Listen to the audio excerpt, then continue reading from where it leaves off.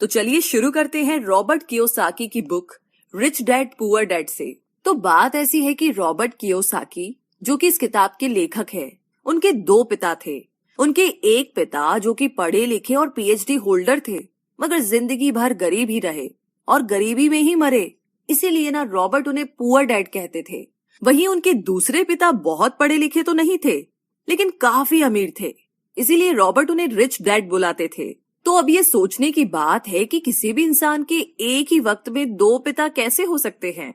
तो इसका जवाब यही है कि उनके गरीब पिता यानी कि रियल पिता का एक ही सपना था कि रॉबर्ट खूब मेहनत से पढ़ाई करने के बाद किसी बड़ी सी कंपनी में नौकरी करके अपने भविष्य को सुरक्षित कर ले।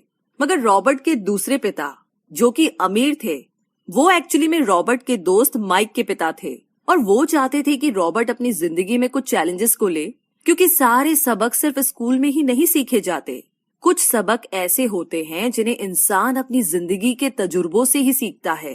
तो स्कूली पढ़ाई सिर्फ आपको अच्छे ग्रेड्स तो दिला सकती है, लेकिन जिंदगी की पढ़ाई बहुत कुछ सिखाती है। बेशक पढ़ाई लिखाई की अपनी अहमियत है, मगर सिर्फ इसके भरोसे बैठ करके ही सब कुछ हासिल नहीं किया जा सकता। तो चलिए जानते हैं कि एग्जैक्टली हमें क्या करना है और कैसे करना है। उसके लिए पहला प्रिंसिपल कहता है कि अमीर लोग पैसे के लिए काम नहीं करते। सुनने में थोड़ा अजीब है, लेकिन इस लाइन को समझने के लिए ये कहानी आपकी काफी मदद करेगी। तो होता ऐसा ही कि एक आदमी था जिसके पास एक गधा था। जब भी उसे अपने गधे से कुछ मेहनत करवानी होती थी तो वो एक गाजर को उसके सामने लटका देता था। उस गाजर को देखते ही गधा उसे खाने के लालच में काम करता चला जाता था। उसे बड़ी उम्मीद थी कि एक दिन वो उस गाजर तक पहुंच ही जाएगा। अभी उस आदमी के लिए तो एक अच्छी खासी तरकीब बन गई काम करवाने की, मगर बेचारे गधे को कभी भी वो गाजर नहीं मिल पाई। अब पूछिए क्यों? क्योंकि वो गाजर बस एक छलावा है। बहुत से लोग ठीक उस गधे की तरह ही होते हैं। वो मेहनत पर मेहनत किए चले जाते हैं इस उम्मीद में कि एक दिन वो अमीर बन जाएंगे, मगर पैसा उनके लिए महज एक सपना बन के रह जाता है। इस सपने के पीछे भागने से आप उस तक कभी नहीं पहुंच सकते। तो पैसे के लिए काम करने की बजाय पैसे को अपने लिए काम करने दीजिए। जब आप अमीर बनना चाहते हैं तो सिर्फ पैसे कमाने के लिए काम ना करें, क्योंकि जिस तरीके से हम अमीर बनने की राह में कदम बढ़ाते हैं, हमारा डर और लालच हम पर हावी होने लगता है कि कहीं हम गरीब के गरीब ही ना रह जाए। बस इसी डर से हम और ज्यादा मेहनत करने में जुट जाते हैं। फिर हमारा लालच हम पर हावी होने लगता है। हम उन सारी खूबसूरत चीजों की कल्पना करने लगते हैं जो पैसे से हासिल की जा सकती है। अब यही डर और लालच हमें ऐसे चक्कर में उलझा देता है जो कि कभी भी खत्म नहीं होता। तो हम अब और मेहनत करते हैं कि और ज्यादा कमा सके, और फिर हमारा खर्च भी उसी हिसाब से बढ़ने लगता है। तो इसी को अमीर डैड रैट रेस कहते हैं। अब इसका नतीजा ये हुआ कि हम पैसे कमाने के लिए हद से ज्यादा मेहनत करते हैं, खर्च करते हैं, और ये एक ट्रैप है, यानी कि ये एक जाल है। और आपको लालच और डर का ये ट्रैप अवॉइड करना है, क्योंकि हम में से ज्यादातर लोग जो अमीर होना चाहते हैं वो इसी ट्रैप का शिकार हो जाते हैं।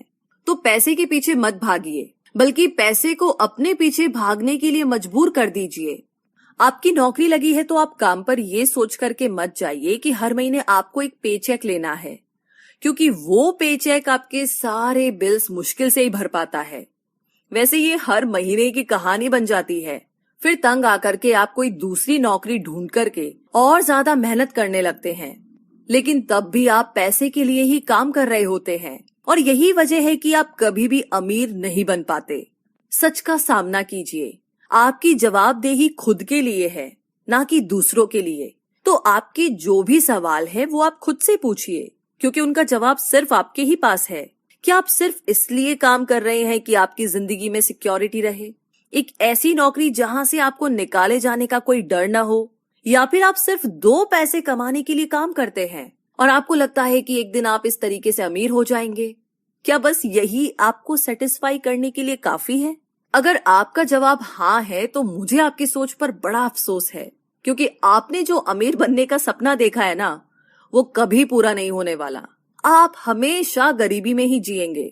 लेकिन अगर आपका जवाब ना है तो आपका पहला कदम ये होगा कि सबसे पहले आप अपने मन से डर को हटा दीजिए, क्योंकि ज्यादा पैसा ना कमा पाने का डर और लालच ही आपको बगैर सोचे समझे काम करने के लिए मजबूर करता है और हमारा यही कदम हमें नाकामयाबी की तरफ धकेलता है। बेशक हम सबके अंदर डर और चाहत की भावना होती है और ये नेचुरल है, लेकिन उन्हें खुद पर इतना हावी ना होने दीजिए कि हम उनके बस में होकर के उल्टे सीधे फैसले लेने लग जाएं। बेहतर होगा कि हम जो भी करें पहले उसके बारे में खूब सोच ले, हमेशा दिल से नहीं बल्कि दिमाग से काम ले। हर सुबह अपने आप से पूछिए कि क्या आप उतना कर पा रहे हैं जितना कि आपको करना चाहिए? क्या आप अपनी पोटेंशियल का पूरा इस्तेमाल कर पा रहे हैं? आम लोगों की तरह सोचना छोड़ दीजिए, जो काम सिर्फ और सिर्फ पैसे के लिए करते हैं। ये सोचना छोड़ दीजिए कि मेरा बॉस कम पैसे देता है, मुझे ज्यादा मिलना चाहिए, मैं ना इससे ज्यादा कमा सकता हूँ। एक बात याद रखिए, आपकी परेशानियों के लिए सिर्फ आप जिम्मेदार है, कोई और नहीं। बॉस अगर आपकी सैलरी को नहीं बढ़ा रहा है तो उसे इल्जाम मत दीजिए, टैक्स को इल्जाम मत दीजिए। जब आप खुद की प्रॉब्लम्स की जिम्मेदारी लेते हैं तो सिर्फ आप ही उसका हल निकाल सकते हैं। और यही वो पहला सबक और पहला प्रिंसिपल है जो कि अमीर डैड ने रॉबर्ट को सिखाया। इस सबक का एक पार्ट ये भी था कि अमीर डैड ने उन्हें एक कन्वीनियंस स्टोर में काम करने पर लगा दिया। उन्हें इस काम के कोई पैसे नहीं मिले, वो बस काम करते रहे और इसका फायदा ये हुआ कि वो अपने दिल से काम में लगे रहे और इस दौरान कई नए आइडियाज उनके दिमाग में आते रहे। पैसे को अपने पीछे कैसे भगाया जाए, इस बारे में उन्हें कई विचार मिले। उन्होंने देखा कि उस स्टोर की क्लर्क कॉमिक्स बुक के फ्रंट पेज को 2 हिस्सों में फाड़ देती थी। आधा हिस्सा वो रख लेती और आधा हिस्सा फेंक देती थी। तो देर शाम स्टोर में एक डिस्ट्रीब्यूटर आया करता था। वो कॉमिक्स बुक के ऊपरी आधे हिस्से को क्रेडिट के लिए लेता और बदले में नई कॉमिक्स बुक्स दे जाया करता। तो एक दिन उन्होंने उस डिस्ट्रीब्यूटर से पूछा कि क्या वो पुरानी कॉमिक्स बुक्स ले सकते हैं।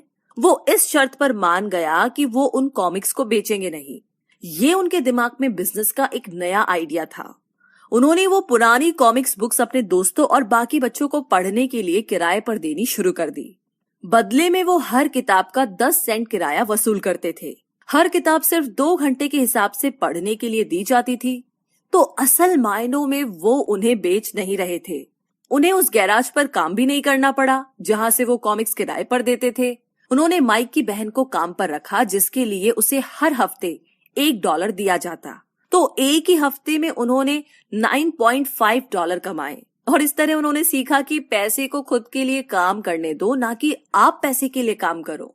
तो इसी के साथ अब आगे है दूसरा प्रिंसिपल जो कहता है कि फाइनेंशियल लिटरेसी क्यों सिखाई जाए। कहने का मतलब ये कि 1923 यानी कि 1923 में एज वाटर बीच होटल शिकागो में एक मीटिंग हुई। दुनिया के बहुत से लीडर और बहुत ही अमीर बिजनेसमैन इस मीटिंग का हिस्सा बने। इनमें से थे एक बहुत ही बड़ी स्टील कंपनी के मालिक चार्ल्स शवाब और सैमुअल इंसुल, जो कि उस वक्त की लार्जेस्ट यूटिलिटी प्रेसिडेंट थे, और बाकी कई और भी बड़े बिजनेसमैन। तो इस मीटिंग के 25 साल बाद इनमें से कई लोग गरीबी से मरे, कुछ ने खुदकुशी कर ली और भी कईयों ने तो अपना दिमागी संतुलन तक खो दिया था। तो असल बात ये है कि लोग पैसे कमाने में इतने मशगूल हो जाते हैं कि वो ये खास बात सीखना भूल जाते हैं कि पैसे को रखा कैसा जाए। आप चाहे जितना मर्जी पैसा कमा ले, उसे बनाए रखना असली बात है। और अगर ये हुनर आपने सीख लिया तो आप किसी भी आड़े टेढ़े हालात, जो अक्सर कहा जाता है कि कोई इमरजेंसी आ गई या कोई अड़ी आ गई या कोई बुरा वक्त आ गया, तो आप उसका सामना आसानी से कर लेंगे। या हो सकता है कि अगर आप ठीक तरीके से प्लानिंग करें तो बुरा वक्त आए ही ना। वैसे लॉटरी में मिलियन जीतने वाले लोग कुछ सालों तक तो मजे से जीते हैं, मगर फिर वापस उसी पुराने हालात में पहुंच जाते हैं। तो अधिकतर लोगों के सवाल होते हैं कि अमीर कैसे बने या अमीर बनने के लिए क्या करें। इन सवालों के जवाब से अधिकतर लोगों को निराशा ही होती है, मगर इसका सही जवाब होगा कि पहले आप फाइनेंशियल लिटरेट बनना सीखें। देखिए, अगर आपको एम्पायर स्टेट बिल्डिंग खड़ी करनी है तो सबसे पहले आपको एक गहरा खड्डा खोदना पड़ेगा, फिर उसके लिए एक मजबूत नींव रखनी पड़ेगी। लेकिन अगर आपको एक छोटा सा घर बनाना हो तो एक 6 इंच कंक्रीट स्लैब डाल करके भी आपका काम चल जाएगा। मगर अफसोस तो इसी बात का है कि हम में से ज्यादातर लोग 6 इंची स्लैब पर एक एम्पायर स्टेट बिल्डिंग खड़ी करना चाहते हैं, और वो ऐसा करते भी है तो जाहिर सी बात है कि बिल्डिंग टूटेगी ही टूटेगी। गरीब डैड रॉबर्ट से बस यही चाहते थे कि वो खूब पढ़ाई करे, लेकिन अमीर डैड उसे फाइनेंशियली लिटरेट बनाना चाहते थे। ज्यादातर स्कूल सिस्टम बस घर बनाना सिखाते हैं, मजबूत फाउंडेशन नहीं। स्कूली शिक्षा और पढ़ाई की अपनी अहमियत है, मगर असल जिंदगी में यही सब कुछ नहीं है। और इसी के साथ आगे है तीसरा प्रिंसिपल, जो कि कहता है कि लायबिलिटीज और एसेट्स के बीच में फर्क समझे और हमेशा एसेट्स खरीदे। वैसे सुनने में ये बड़ी आसान सी बात लगती है ना, लेकिन यही एक नियम है जो आपको अमीर बनाने में मदद करेगा। अक्सर गरीब और मिडिल क्लास लोग लायबिलिटीज को यानी कि जिम्मेदारियों को एसेट समझ लेते हैं, यानी कि अपनी संपत्ति समझ लेते हैं। मगर अमीर जानता है कि असल में एसेट्स होते क्या है और वो वही खरीदता है। अमीर डैड किस यानी कि KISS किस प्रिंसिपल में यकीन रखते हैं, जिसका मतलब है कीप इट सिंपल स्टूपिड। उन्होंने लेखक और उसके दोस्त माइक को यही सिंपल बात सिखाई, जिसकी बदौलत वो इतनी मजबूत फाउंडेशन रखने में कामयाब रहे। इस सी की यही सिंपल बात है कि लायबिलिटीज यानी कि अपनी जिम्मेदारियों और एसेट्स यानी कि संपत्ति के बीच में फर्क को समझे और एसेट्स खरीदे। लेकिन अगर ये इतना ही सिंपल है तो हर आदमी अमीर होता है ना। मगर यहाँ पर मामला उल्टा है। ये एक्चुअली में इतना सिंपल है कि हर कोई इस बारे में सोचता तक नहीं है। लोगों को लगता है कि उन्हें लायबिलिटीज और एसेट्स के बीच में फर्क पता है, मगर उन्हें सिर्फ लिटरेसी के बारे में मालूम है, फाइनेंशियल लिटरेसी के बारे में नहीं। मतलब ये कि इनकम स्टेटमेंट को प्रॉफिट और लॉस का स्टेटमेंट मानकर चलना चाहिए। इसका सिंपल सा मतलब है कि इनकम यानी कि आपके पास कितना पैसा आया और एक्सपेंस यानी कि आपके पास से कितना पैसा खर्च हुआ। बैलेंस शीट एसेट्स और लायबिलिटीज के बीच बैलेंस बताती है। बहुत से पढ़े लिखे अकाउंटेंट्स को भी ये पता नहीं होता है कि आखिर बैलेंस शीट और इनकम स्टेटमेंट कैसे एक दूसरे से जुड़े हैं। और अगर हम इस बात को समझना चाहे तो एसेट्स वो चीजें होती है जो आपके लिए पैसे कमाने का काम करती है। मान लीजिए आप कोई घर खरीद करके उसे किराए पर देते हैं, तो उसी किराए से आप वो लोन भी चुका सकते हैं जो आपने घर खरीदने के लिए लिया था। अब घर भी आपका हुआ और उससे मिलने वाला किराया भी। इसके उलट लायबिलिटीज आपकी जेब से पैसे खर्च करवाती है, जैसे कि घर खरीद करके उसमें रहने से आपको कोई किराया नहीं मिलने वाला। तो अब आप समझ गए होंगे कि अगर अमीर बनना है तो एसेट्स खरीदिए और गरीब ही रहना है तो लायबिलिटीज। अमीर लोगों के पास ज्यादा पैसा इसलिए होता है कि वो इस KISS keep it simple stupid principle पर यकीन करते हैं। वहीं दूसरी तरफ गरीब लोग इस प्रिंसिपल को ठीक से समझ ही नहीं पाते। इसीलिए इस बात पर जोर दिया जा रहा है कि सिर्फ लिटरेट नहीं बल्कि फाइनेंशियल लिटरेट बनिए। सिर्फ नंबर से कुछ नहीं होता। फर्क तो तब पड़ता है जब आप अपनी कहानी खुद लिखे। अधिकतर परिवारों में देखा गया है कि जो मेहनती होता है उसके पास पैसा भी ज्यादा होता है, मगर उसका फायदा क्या जब सारा पैसा लायबिलिटीज में ही खर्च हो जाए। तो आइए समझते हैं कि मिडिल क्लास आदमी अपना पैसा किस तरीके से खर्च करता है, और अगर यही उनका तरीका रहता है तो सारी जिंदगी वो मिडिल क्लास ही बनकर रहेंगे, या क्या पता उससे भी नीचे चले जाए। क्योंकि आप देख सकते हैं कि उनका सारा पैसा लायबिलिटीज यानी कि जिम्मेदारियों में ही खर्च हो रहा है। कभी मोर्टेज, कभी रेंट, कभी car loan, house loan, credit card का बिल, फीस, बिजली का बिल और भी न जाने क्या क्या। उनकी सारी कमाई इसी में खर्च हो जाती है। दूसरी और गरीब लोग हैं जिनकी कोई लायबिलिटी तो नहीं है, मगर उनके कोई एसेट्स भी तो नहीं होते। वो भी पैसा कमाते हैं, सैलरी पाते हैं, मगर हर रोज के खर्चों में उनका सारा पैसा उड़ जाता है। माना कि एक गरीब आदमी $1000 कमाता है, उसमें से $300 वो अपने छोटे से घर के किराए में खर्च करता है, $200 उसके आने जाने का किराया, $200 टैक्स और $200 खाने और कपड़ों में खर्च हो जाता है। तो अब उसके पास बचा क्या? कुछ भी नहीं। और कभी कभी तो उधार लेकर के भी उसे काम चलाना पड़ता है, जिससे कि वो और भी ज्यादा गरीब हो जाता है। इसके विपरीत अमीर लोग एसेट्स खरीद के रखते हैं, फिर उनके वो एसेट्स उन्हें और पैसा कमा कर देते हैं। उनकी कमाई इस तरह 2 से 4, 4 से 8 होती जाती है। अधिकतर अमीर लोग दिमाग से काम लेते हैं और वो घर लोन पर लेकर उसे किराए पर लगा देते हैं। बिना मेहनत के हर महीने किराया मिलता है, जिससे वो अपना लोन भी चुकता कर लेते हैं। इसे कुछ यूं समझते हैं, आप मानिए कि लोन की इंस्टॉलमेंट $1 है, तो ये अपने घर का $2 किराया वसूल करेंगे, $1 बैंक को देंगे, $1 अपनी जेब में। तो हो गया ना बिना मेहनत के पैसा कमाना। तो एक्चुअली में अमीर डैड और गरीब डैड के बीच बस सोच का फासला है। अपना पैसा कैसे खर्च करे, सिर्फ यही मुद्दे की बात है और कुछ नहीं। 1960 यानी कि 1960 के दिनों में अगर बच्चों से पूछा जाता था कि वो बड़े होकर क्या बनेंगे, तो सबके पास यही जवाब होता था कि वो अच्छे ग्रेड्स लाएंगे और डॉक्टर बनेंगे, इंजीनियर बनेंगे। तब सबको यही लगता था कि अच्छे ग्रेड्स लेकर के वो बहुत पैसा कमा सकेंगे। हालांकि उनमें से बहुत बच्चे आज बड़े होकर के डॉक्टर बन चुके हैं। बावजूद इसके उनमें से काफी लोग आज भी फाइनेंशियली स्ट्रगल करते नजर आएंगे, क्योंकि उन्हें हमेशा यही लगा कि ज्यादा पैसा कमाने से उनकी सारी परेशानियां दूर हो जाएगी। मगर आज के दौर में ऐसा नहीं है। आज बहुत से बच्चे फेमस एथलीट बनना चाहते हैं, या फिर सीईओ, या फिर कोई मूवी स्टार या रॉक स्टार, क्योंकि उन्हें पता है कि सिर्फ अच्छी पढ़ाई और अच्छे ग्रेड्स के भरोसे बैठ करके वो करियर में सक्सेस नहीं पा सकते। आजकल फाइनेंशियल नाइटमेयर बहुत आम हो गया है।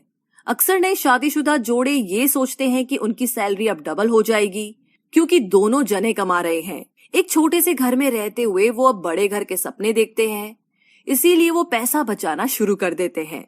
इसकी वजह से उनका सारा ध्यान सिर्फ अपना करियर बनाने पर होता है। उनकी कमाई बढ़ने लगती है तो जाहिर है उसी हिसाब से खर्चे भी बढ़ेंगे। तो मुद्दा मामला ऐसा है कि अब जब आप फाइनेंशियल लिटरेट हुए बिना पैसा बनाते हैं या बिना सोचे समझे उसे खर्च करते हैं, तो होता ये है कि आप पहले से भी ज्यादा खर्चा करने लगते हैं। ये एक ऐसा चक्कर है जो फिर से चलता ही रहता है। नए जोड़े ने अब इतना पैसा कमा लिया है कि वो एक बड़ा घर खरीद सके।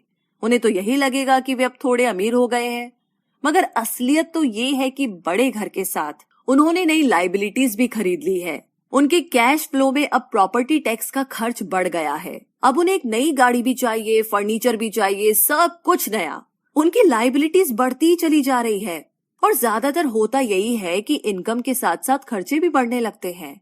फिर एक दिन अचानक इस सच्चाई का खुलासा होता है, मगर तब तक हम इस रैट रेस में बुरे तरीके से फंस चुके होते हैं। फिर ऐसे ही लोग हमारे लेखक रॉबर्ट के पास आकर के पूछते हैं कि अमीर कैसे बना जाए। अब यही सवाल तो मुसीबत की जड़ है, क्योंकि सबको लगता है कि पैसा ही हर चीज का इलाज है। ये मानना ही एक बड़ी गलती है। उनकी समस्या ये नहीं है कि वो ज्यादा पैसा नहीं कमा रहे, बल्कि ये कि जो कुछ उनके पास है उसे हैंडल कैसे करें। वैसे एक कहावत है जो यहाँ पर लागू होती है, जब तुम खुद को एक गहरे गड्ढे में पाओ तो और खोदना छोड़ दो। क्योंकि ज्यादातर लोग पब्लिक स्पीकिंग से घबराते हैं। मनोचिकित्सक यानी कि साइकेट्रिस्ट का मानना है कि लोग इसलिए घबराते हैं क्योंकि उन्हें रिजेक्शन का डर होता है, औरों से अलग होने का डर होता है। लोग हमारे बारे में क्या सोचेंगे, या हम पर वो कहीं हंसेंगे तो नहीं, बस यही सोच करके ज्यादातर लोग पब्लिक स्पीकिंग से दूर भागते हैं। वो वही करना पसंद करते हैं जो सब कर रहे होते हैं। ऐसे लोग खुद को भीड़ का हिस्सा बना करके संतुष्ट हो जाते हैं। आपका घर आपका सबसे बड़ा एसेट है। लोन लीजिए, अरे अब तो प्रमोशन हो गया है, अब तो सैलरी बढ़ गई है, तो नया घर तो ले ही लो। यही सब बातें ना हम लोगों से सुनते आ रहे हैं, और फिर हम भी ना उसी रास्ते पर चल पड़ते हैं, क्योंकि जो सब कर रहे हैं वो जरूर से सही ही होगा।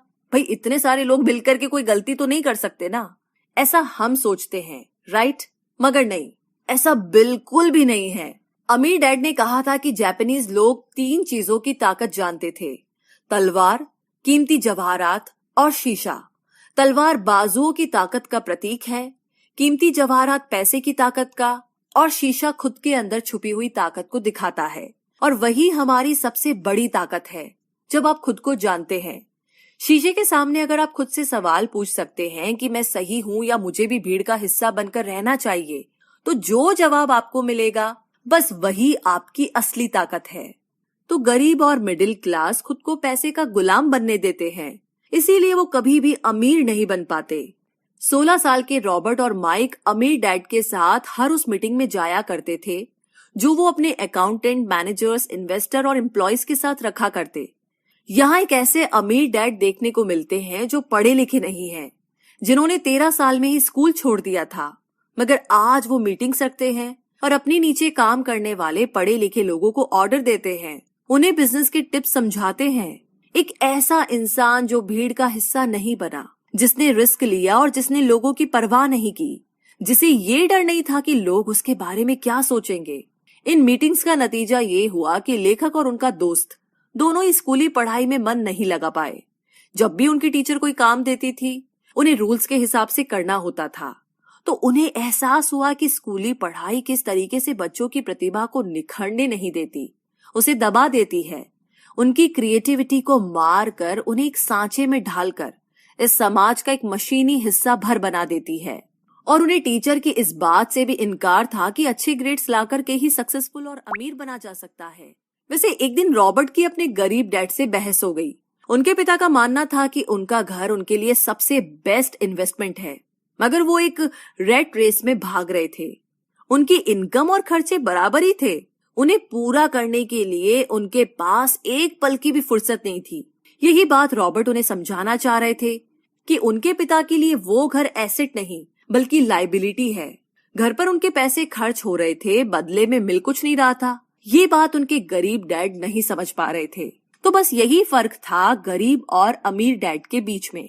खैर, उनकी बहस तो चलती रही। उन्होंने अपने गरीब पिता को बताया कि अधिकतर लोगों की जिंदगी लोन चुकाने में ही निकल जाती है। जिस घर को वो खरीदते हैं उसके लिए वो 30 साल तक लोन भरते हैं, फिर एक और बड़ा घर लेते हैं और अपना लोन रिन्यू कराते हैं।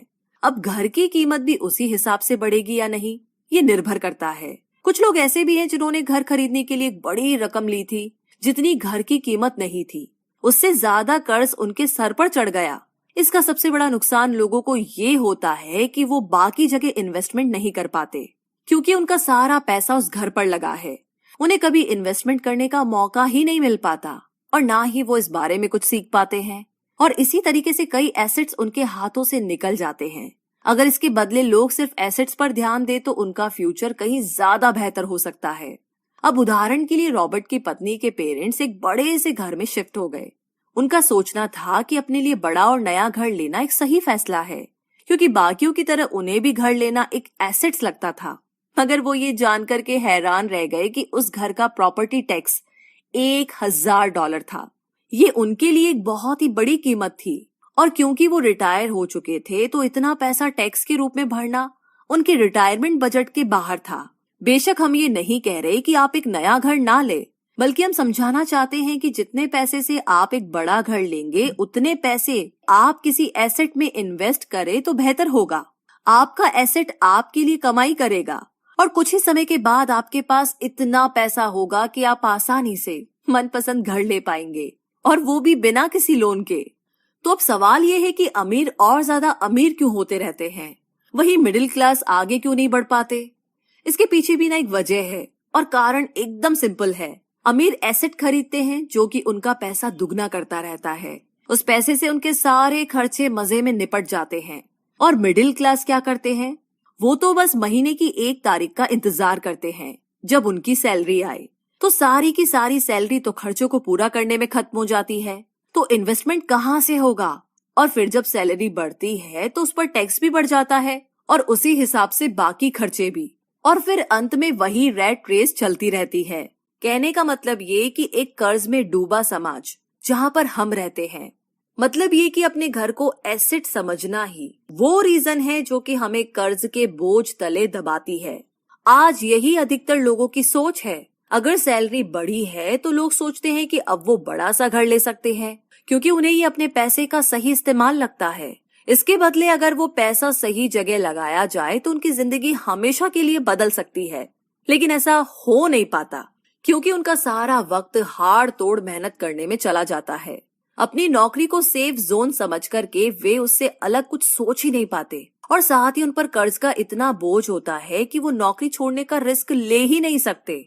अब जरा खुद से सवाल कीजिए कि आज आप नौकरी छोड़कर बैठ जाते हैं तो कितने दिन आपका गुजारा चलेगा? क्योंकि अगर आप फाइनेंशियली लिटरेट नहीं हैं, अगर आपने सारी उम्र सिर्फ सैलरी के भरोसे ही काटी है और एसेट्स के बदले आपने लायबिलिटीज पाल ली है, तो यकीनन आपकी जिंदगी एक बहुत ही कड़ी चुनौती है। सिर्फ नेटवर्थ के भरोसे आपका काम नहीं चल सकता। नेटवर्थ बताता है कि आपके पास वाकई में कितना पैसा है, चाहे वो गैराज में पड़ी पुरानी कार के रूप में ही क्यों ना हो। अब भले ही वो कार कुछ काम की ना हो, जबकि वेल्थ का मतलब है कि आपके पास जो पैसा है उससे आप कितना और पैसा कमा रहे हैं। जैसे कि मान लीजिए कि आपके पास कोई एसेट है जिससे हर महीने मुझे $3000 की कमाई हो जाती है, और हर महीने आपके $6000 खर्च होते हैं, तो मैं सिर्फ आधे महीने ही अपना गुजारा कर पाऊंगी। तो सोल्यूशन ये होगा कि अपने एसेट से मिलने वाले पैसे को आप बढ़ा दे, जब वो $6,000 आपको मिलने लगेगा तो आप रातों रात अमीर नहीं हो जाएंगे, मगर इस तरह आप वेल्दी होने लगेंगे। अब अगर आप अचानक नौकरी छोड़ते भी है तो आपके एसेट्स आपका सारा खर्च कवर कर लेंगे। आप वेल्थी तभी बन पाएंगे जब आपके खर्च आपके एसेट्स की ग्रोथ से कम रहे। और इसी के साथ आगे है चौथा सबक, जो कहता है कि अपने काम से काम रखे। दुनिया की सबसे बड़ी फूड चेन मैकडोनाल्ड के फाउंडर रे क्रॉक ने एक MBA क्लास में एक स्पीच दी। ये 1947 की बात है। उनकी ये स्पीच बड़ी ही शानदार थी, लोगों को प्रेरित करने वाली। स्पीच के बाद जब MBA क्लास के स्टूडेंट्स ने कुछ वक्त उनके साथ बिताने की गुजारिश की तो वो उनके साथ बियर पीने चले गए। बातों बातों में रे ने अचानक एक सवाल किया कि क्या आप लोग जानते हैं कि मैं किस बिजनेस में हूँ? अब ये बात तो सबको मालूम थी कि वो हैमबर्गर बेचते थे। इस बात पर वो हंसने लगे और बोले कि उनका असल बिजनेस तो रियल एस्टेट है, क्योंकि मैकडोनाल्ड के लिए हर लोकेशन का चुनाव सोच समझकर किया जाता है। जहां उसकी फ्रेंचाइजी बनाई जाती है वो जमीन भी साथ ही बेची जाती है। तो इसका सीधा सा मतलब है कि मैकडोनाल्ड की फ्रेंचाइजी खरीदने वाले को वो जमीन भी खरीदनी पड़ती थी। तो इस तरीके से ये एक रियल एस्टेट बिजनेस भी हुआ। यही सबक अमीर डैड ने रॉबर्ट को सिखाया कि अक्सर लोग खुद के लिए छोड़ करके बाकी सब के लिए काम करते हैं। वो टैक्स पे करके गवर्नमेंट के लिए काम करते हैं, वो उस कंपनी के लिए काम करते हैं जहां वो नौकरी करते हैं, बैंक का मोर्टेज देकर उसके लिए काम करते हैं। और ये सब इसलिए क्योंकि हमारा एजुकेशन सिस्टम ही ऐसा है। स्कूल हमें एम्प्लॉय बनना सिखाता है, ना कि एम्प्लॉयर। जो आप पढ़ते हैं वही आप बनते हैं। अगर आपने साइंस पढ़ी है तो डॉक्टर, मैथमेटिक्स पढ़ी है तो इंजीनियर, मतलब जो भी आपने पढ़ा है वो आप बने। अब मुसीबत तो ये है कि इससे छात्रों का कोई भला नहीं हो पाता, क्योंकि वो नौकरी और बिजनेस के बीच के फर्क में उलझकर रह जाते हैं। जब कोई पूछता है कि आपका क्या बिजनेस है तो आपको ये नहीं बोलना चाहिए कि मैं तो एक डॉक्टर हूँ या एक बैंकर हूँ, क्योंकि वो आपका प्रोफेशन है, बिजनेस नहीं। कहने का मतलब ये कि आप जो भी करते हैं उसे अपना बिजनेस बनाइए, नौकरी नहीं। अपनी सारी उम्र दूसरों के लिए काम करके उन्हें अमीर करने में बर्बाद ना करें, बल्कि खुद की जिंदगी को खुशहाल बनाने के लिए काम करें। बहुत से लोगों को इस बात का एहसास बड़ी देर से होता है कि उनका हाउस लोन उनकी जान ले रहा है, और फिर उन्हें लगता है कि जिसे वो एसेट मानने की गलती कर रहे थे एक्चुअली कभी वो एसेट था ही नहीं। जैसे उन्होंने कार ली तो उससे जुड़े तमाम खर्चे उनके लायबिलिटीज बन गए। उन्हें पूरा करने के लिए नौकरी जरूरी है, और अगर कभी वो सेफ जॉब उनके हाथों से निकल गई तो उनकी मुसीबतें शुरू हो जाती है। इसीलिए तो हम एसेट कॉलम पर इतना ज्यादा जोर दे रहे हैं, ना कि आपकी इनकम कॉलम पर। और यही फाइनेंशियली सिक्योर होने का सही तरीका है। आप कितने अमीर हैं ये जानने का सही तरीका नेटवर्थ इसलिए नहीं है क्योंकि जब भी आप अपने एसेट बेचते हैं तो उन पर भी टैक्स लगता है। आपको उतना पैसा नहीं मिलता जितना कि आप सोचते हैं। आपके बैलेंस शीट के हिसाब से आपको जितना भी पैसा मिलेगा उस पर भी आपको टैक्स देना पड़ेगा। ये किताब आपको कभी ये सलाह नहीं देगी कि आप अपनी नौकरी छोड़े।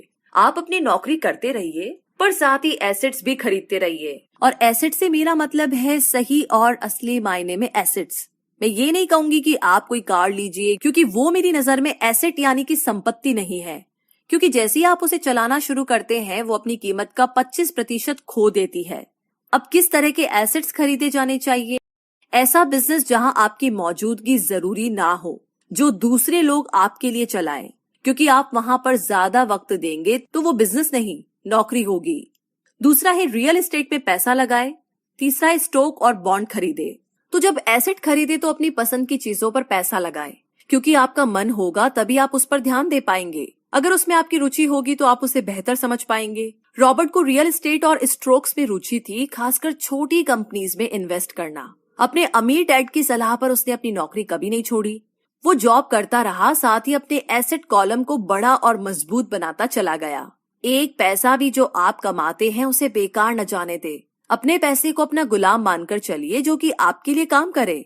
आप लग्जरी खरीदना चाहते हैं, शौक से खरीदे, कोई बड़ी बात नहीं। मगर ये ना भूले कि अमीर और मिडिल क्लास में यही सोच का फर्क है। जहां मिडिल क्लास पैसा आते ही पहले लग्जरी में खर्च करेगा, वहीं अमीर आदमी उसे अंत में खरीदेगा। और इतना समझ लेने के बाद अब अगले सिद्धांत में आप अमीर लोगों के सबसे बड़े सीक्रेट के बारे में जानेंगे। तो चौथा सिद्धांत कहता है कि अमीर पैसा इन्वेंट करते हैं। अलेक्जेंडर ग्राहम बेल ने टेलीफोन इन्वेंट करने के बाद उसे पेटेंट कर दिया था। इनका बिजनेस बढ़ा और संभालने में मुश्किल होने लगी तो वो वेस्टर्न यूनियन गए और उन्हें अपना पेटेंट और छोटी सी कंपनी $1 लाख में बेचने की पेशकश की। उस वक्त के वेस्टर्न यूनियन के प्रेसिडेंट ने पेशकश को ठुकरा दिया। उन्हें ये दाम कुछ ज्यादा ही लग रहे थे और फिर उसके बाद एक बड़ी कंपनी AT&T का जन्म हुआ। रॉबर्ट 1984 से प्रोफेशनल तौर पर पढ़ा रहे हैं। एक चीज जो हजारों लोगों को पढ़ाने के बाद उन्होंने जानी तो वो ये कि उन सब लोगों में पोटेंशियल था, बल्कि हर एक इंसान में पोटेंशियल है जो कि हमें महान बना सकती है। इसके बावजूद जो हमें रोकता है वो है खुद पर डाउट रखना। स्कूल छोड़ने के बाद हमें पता चलता है कि जिंदगी में आगे बढ़ने के लिए सिर्फ ग्रेड्स ही काफी नहीं होते। जैसे सिर्फ स्मार्ट लोग ही आगे नहीं बढ़ते, बल्कि वे बढ़ते हैं जो कि बोल्ड भी होते हैं। ये सच है कि फाइनेंशियल जीनियस होने के लिए इसकी नॉलेज भी होनी चाहिए, मगर साथ ही हिम्मत और बोल्डनेस भी चाहिए। ज्यादातर लोग पैसे के मामले में कोई रिस्क नहीं लेना चाहते, मगर अमीर होने के लिए आपको रिस्क लेने ही पड़ेंगे, क्योंकि हो सकता है कि आने वाले सालों में एक नया बिल गेट्स पैदा हो या अगला अलेक्जेंडर ग्राहम बेल, और बाकी शायद दिवालिया बनकर गरीब हो जाए। अब ये आपकी मर्जी है, आप इनमें से क्या बनना चाहते हैं। अगर आप अपना फाइनेंशियल IQ बढ़ाते हैं तो बहुत कुछ हासिल कर सकते हैं, और अगर नहीं तो आने वाले साल और भी डरावने हो सकते हैं, क्योंकि हर पुराना जाता है तो नया आता है। तो जो आज है वही सबसे खुशहाल वक्त है। आज के दौर में लोग ज्यादा फाइनेंशियली स्ट्रगल कर रहे हैं क्योंकि उनकी सोच अभी भी पुरानी है। फिर वे अपनी गलती ना मानकर या तो अपने बॉस को इल्जाम देंगे या नई टेक्नोलॉजी को। जो कभी कल के दौर में एसेट था वही आज लायबिलिटी बन चुका है। तो आपको अपडेट रहने की जरूरत है। रॉबर्ट ने एक गेम डिजाइन किया जिसे वो कैश फ्लो कहते हैं। ये लोगों को सिखाता है कि पैसा कैसे काम करता है, अमीर बनने की राह क्या है और रैट रेस से बाहर कैसे निकले। ये सारी चीजें इस गेम से समझाने की कोशिश की गई है। एक दिन एक औरत आई। गेम खेलने के दौरान उसने एक बोट कार्ड जीता, जिसका मतलब था कि उसने उस गेम में एक बोट जीती। वो औरत बड़ी खुश हुई, मगर जब उसे पता चला कि बोट लेने के लिए तो उसे एक बड़ी रकम टैक्स भरनी होगी, तो उसकी खुशी गायब हो गई। वो बोट उसके लिए अब एसेट नहीं बल्कि लायबिलिटी बन गई। उसे पता चला कि ऐसे तो ये बोट उसकी जान ही ले लेगी। उसे ये आइडिया समझ में नहीं आया और रिफंड की मांग की। उसे उसके पैसे वापस मिल गए और वो चली गई। मगर बाद में उसने फोन करके बताया कि उसे अब गेम का आइडिया कुछ समझ में आने लगा था। वो उस गेम से अपनी लाइफ को जोड़ करके देख पा रही थी। पैसा कैसे काम करता है, इस बात को समझ न पाने की वजह से उसका गुस्सा जायज था। हम भी अक्सर यही करते हैं, जो बात हमारी समझ से परे होती है उस पर गुस्सा आता है और हम जिंदगी की हर परेशानी के लिए उसे ब्लेम करना शुरू कर देते हैं। मगर अगर ठंडे दिमाग से सोचे तो ये तरीका एकदम गलत होगा। बेहतर होगा कि हम उन्हें समझने की कोशिश करें तो गेम ऑफ लाइफ जीत सकते हैं। बहुत से लोग कैश फ्लो गेम में खूब पैसा जीतते हैं, फिर उन्हें समझ ही नहीं आता कि उस पैसे का क्या करे, तो वो हैरान होने लगते हैं। इसकी वजह है उनकी पुरानी सोच जो आगे नहीं बढ़ने देती, और फिर वो बाद में सारा पैसा ही हार बैठते हैं। कुछ लोग कहते हैं कि वे हार गए क्योंकि उनके पास सही पत्ते नहीं थे। बहुत से लोग इस तरह जिंदगी में सही मौकों की तलाश पे बैठे रहते हैं। कुछ लोग तो सही मौका मिलता भी है तो उसका फायदा नहीं उठा पाते क्योंकि वो कहेंगे कि उनके पास पैसा ही नहीं था। अब कुछ ऐसे भी होते हैं जिन्हें पैसा और मौका दोनों मिले फिर भी वो कुछ हासिल नहीं कर पाए, क्योंकि एक्चुअली में वो समझ ही नहीं पाए कि ये एक अपॉर्चुनिटी है। फाइनेंशियल इंटेलिजेंस का मतलब है कि आप पैसे को लेकर कितने क्रिएटिव हो सकते हैं। अगर आपको मौका मिलता है तो बगैर पैसे के आप क्या करेंगे, और अगर पैसा है मगर मौका नहीं तो उस सूरत में आप क्या करेंगे। ये सब आपकी फाइनेंशियल इंटेलिजेंस पर निर्भर करता है। ज्यादातर लोग इस बात का एक ही सोल्यूशन जानते हैं कि खूब मेहनत करके खूब पैसा कमाया जाए, लेकिन आपको सीखना है कि अपने लिए मौका कैसे पैदा किया जाए, ना कि उसके इंतजार में बैठे रहे। सबसे खास बात अमीरों की जो है वो ये है कि उन्हें पता है कि पैसा असली चीज नहीं है। असली चीज है इसका सही मतलब जानना। ये जान लेना कि जो हमें चाहिए वो हम इससे बना सकते हैं। हमारा दिमाग हमारे लिए सबसे बड़ा एसेट होता है। यही हमें सुपर रिच बना सकता है या सुपर पुअर। निर्भर करता है कि हम कैसे इसका इस्तेमाल करें। जो लोग सफल हैं उनके साथ कदम मिलाकर चलना है तो आपको ये सीखना पड़ेगा कि पैसा बढ़ाने की चाहत को खुद के अंदर कैसे पैदा करें। आपको अपने सबसे बड़े एसेट यानी कि आपके दिमाग को इन्वेस्ट करने की जरूरत है। आपको फाइनेंशियली इंटेलिजेंट होना पड़ेगा। तो आइए इसे हम समझते हैं एक उदाहरण से। 1990 के दशक में एरिजोना और फोनिक्स के आर्थिक हालात बुरे चल रहे थे। वहां के लोगों को हर महीने $100 बचाने की सलाह दी जा रही थी। बुरे वक्त के लिए पैसा बचाने का विचार कुछ हद तक सही भी है, मगर उस पैसे का क्या फायदा जो आप जमा करते जाते हैं। इससे तो अच्छा है कि उनका कुछ हिस्सा इन्वेस्ट किया जाए जो कि आगे चलकर आपको फायदा दे। खैर, बात करते हैं एरिजोना और फोनिक्स के लोगों की जो आर्थिक तंगी झेल रहे थे। ऐसे में इन्वेस्टर को ये एक बढ़िया मौका लगा। लोग जो अपनी प्रॉपर्टी अपने पौने दामों में बेच रहे थे, उसे कई इन्वेस्टर्स ने हाथों हाथ खरीद लिया। रॉबर्ट ने भी $75,000 की कीमत वाला एक घर सिर्फ $20,000 में खरीद लिया। इसके बाद उन्होंने अर्टोनी के ऑफिस में एक एड दिया, $75,000 वाला घर सिर्फ $60,000 में। बस इसे लेने के लिए ग्राहक टूट पड़े। रॉबर्ट का फोन बजना बंद ही नहीं हो रहा था। ये पैसा उनको उस एसेट से मिलने जा रहा था जो उन्होंने प्राइमरी नोट के रूप में ग्राहक से लिया था, और उन्हें ये पैसा कमाने में केवल 5 घंटे लगे। उन्होंने जो $40,000 इन्वेंट करे वो उनके एसेट कॉलम से क्रिएट हुए थे, और बगैर टैक्स के उन्होंने अचानक ही मिले एक मौके का फायदा उठाकर ये पैसा क्रिएट अपने इनकम कॉलम में ऐड कर लिए। कुछ सालों के बाद ही उनके इस बिजनेस ने इतना पैसा क्रिएट किया कि उनकी कंपनी की कार, गैस इंश्योरेंस, क्लाइंट के साथ डिनर, ट्रिप और बाकी चीजें सब कवर हो गई, जब तक गवर्नमेंट उन खर्चों पर टैक्स लगाती। इनमें से ज्यादातर चीजें प्री टैक्स एक्सपेंसेस में खर्च हो चुकी थी। कुछ सालों के बाद ही जो घर $60,000 में बिका था, अब वो $1,10,000 का था। अभी भी उनके पास कुछ मौके थे, मगर वो इतने कम थे कि उनके लिए रॉबर्ट को एक वैल्यूएबल एसेट लगाना पड़ता, और अपना वक्त भी। तो वो आगे बढ़ गए। उन्हें अब नए मौकों की तलाश करनी थी। अब आप एक सवाल खुद से कीजिए, मेहनत करना भी बहुत मेहनत का काम है। 50% टैक्स भरिए और बाकी बचाइए। अब वो सेविंग्स आपको 5% इंटरेस्ट देगी, और फिर उस पर भी आप और टैक्स भरे। इससे तो अच्छा होगा कि आप अपना पैसा और टाइम अपने सबसे पावरफुल एसेट यानी कि अपने दिमाग पर इन्वेस्ट करें और फाइनेंशियली इंटेलिजेंट बने। ये दुनिया कभी भी एक सी नहीं रहती। जो आज है कल नहीं होगा। कभी मंदी तो कभी तेजी का दौर चलता रहेगा। वक्त के साथ टेक्नोलॉजी और भी बेहतर होती जाएगी। आज मार्केट ऊपर है तो कल नीचे होगा।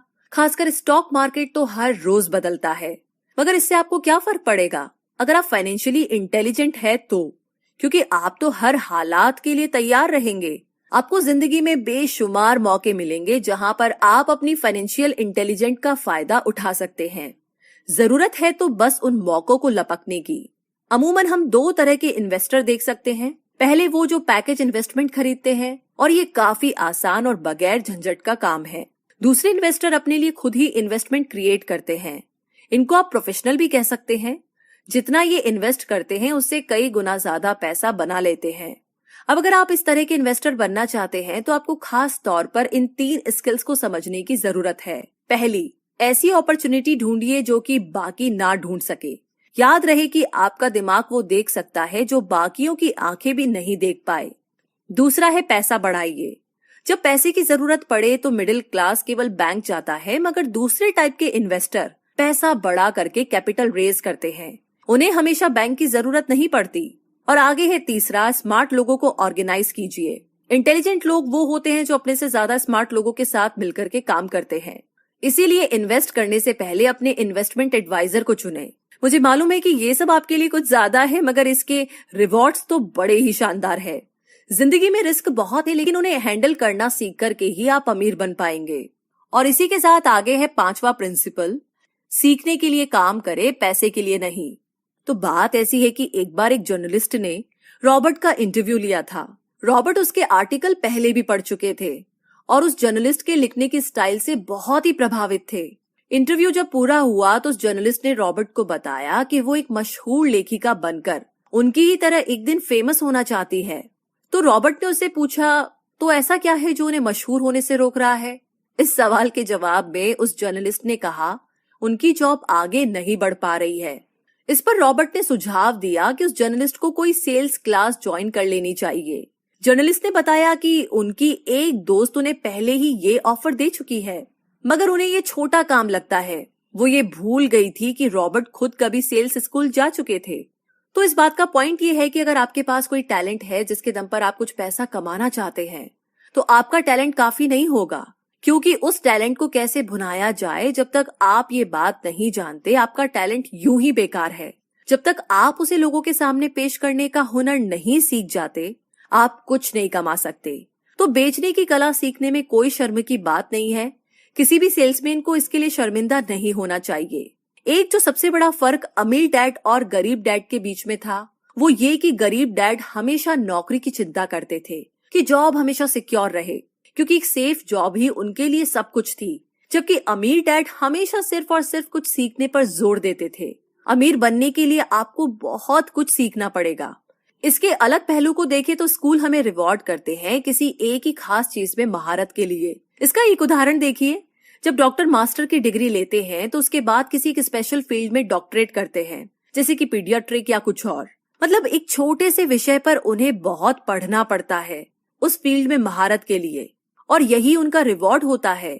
ऐसे ही बहुत कुछ जानने के लिए जो थोड़ा बहुत आप सीखते हैं वो नॉलेज तभी आएगी जब आप अलग अलग कंपनीज के लिए काम करेंगे, दुनिया की अलग अलग चीजों को जानेंगे, चीजें कैसे काम करती है, ये सभी बातें अनुभव करेंगे, तभी आपकी नॉलेज बढ़ेगी। शायद यही वजह थी कि अमीर डैड छोटे रॉबर्ट और माइक को अपने साथ लेकर जाते थे जब वे अपने डॉक्टर, अकाउंटेंट्स, लॉयर या किसी प्रोफेशनल से मिलने जाते।